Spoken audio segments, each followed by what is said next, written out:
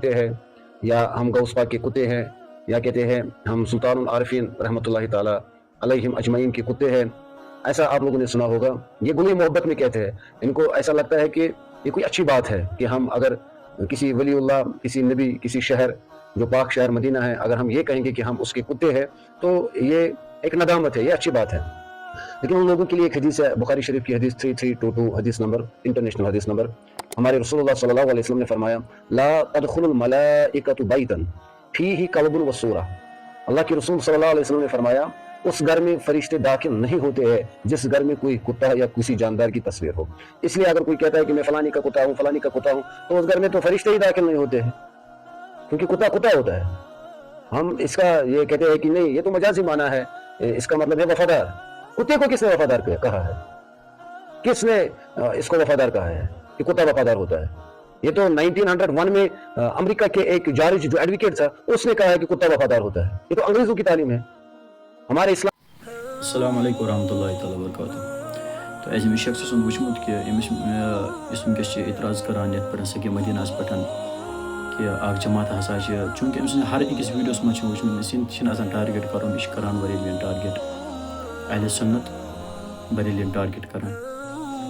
तो यन तमन कह तन, चाहे सह फैज़ान दज्जाल तन या अस पन्नो मज तन कह, तम तन टारगेट कर तो वो आला हज़रत को ही टारगेट करते हैं। तो आज इसने एक और मसला उठाया है जिसके बारे में, मतलब जिस पर एतराज़ कर रहा है सगे मदीना के बारे में, और कह रहा है कि सगे मदीना कुछ लोग अपनी तरफ निस्बत करते हैं।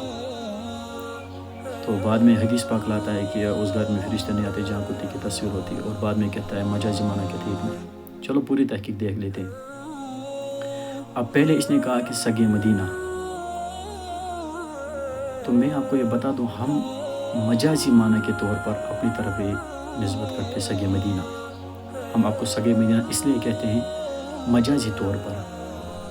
तो इसका कहना है कि मजाजी वजाजी वगैरह कुछ नहीं होता है। तो मैं आपको बता दूं ये बात, अगर मजाजी तौर पर इंसान किसी जानवर के खसलतें, इंसान के अंदर किसी अच्छे जानवर की अच्छी खसलतें इंसान के अंदर पाई जाती है, या बुरा ही जानवर क्यों ना लेकिन उसकी कुछ अच्छी खसलतें होती है इंसान के अंदर, तो वो उसकी तरफ निस्बत इस तरीके से करता है कि उसकी वो खसलतें मेरे अंदर जो पाई जाए तो मजाजी तौर पर है। जिस तरह हज़रत अली को शेर खुदा कहा जाता है, तो आप ज़रूरी बात है कि यहाँ शेर खुदा हज़रत अली करमुल्लाह तआला वजहुल करीम जो हैं, शेर का काम खाली बहादुरी से लड़ना नहीं होता है, बल्कि उसका काम खून पीना होता है, खंजीर खाना भी होता है, इस तरह गंदे वगैरह हर चीज़ उसको मतलब ये खाना होता है, और चीर फाड़ करना भी होता है। तो शेर का काम इतना भी होता है। अगर आप मतलब फिर ये कहोगे कि नहीं हज़रत अली को हकीकी शेर ही, तो उसको हकीकी शेर नहीं कहा जाए, बल्कि शेर कुछ क्वालिटीज़ हैं जो मजाजी तौर पर हज़रत अली करमुल्लाह तआला वजहुल करीम के अंदर मानी जाती है। वो ये कि शेर बहादुरी से लड़ता है, तो वो क्वालिटी हज़रत अली करमुल्लाह तआला वजहुल करीम के अंदर थी, तो इसलिए वो शेर खुदा है।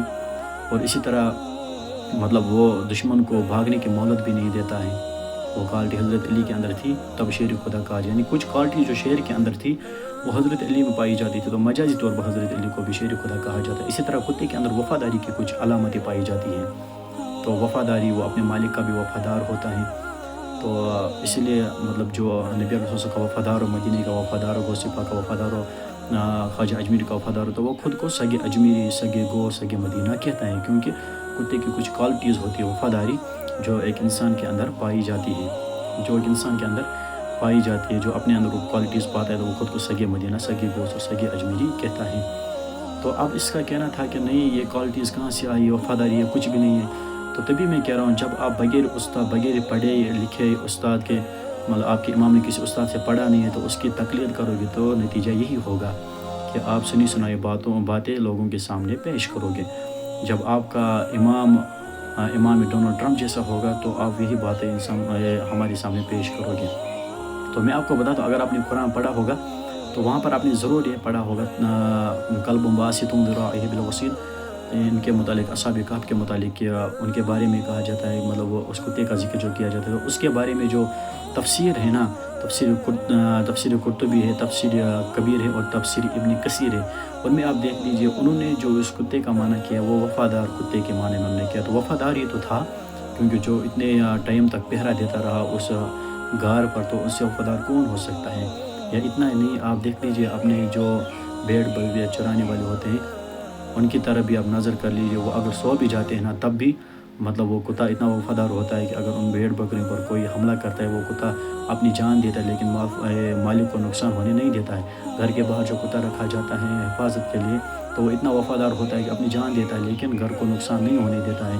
لیکن اندھے مقلد آپ کو نہ ادھر کا سمجھ آ رہا ہے نہ ادھر کا سمجھ آ رہا ہے۔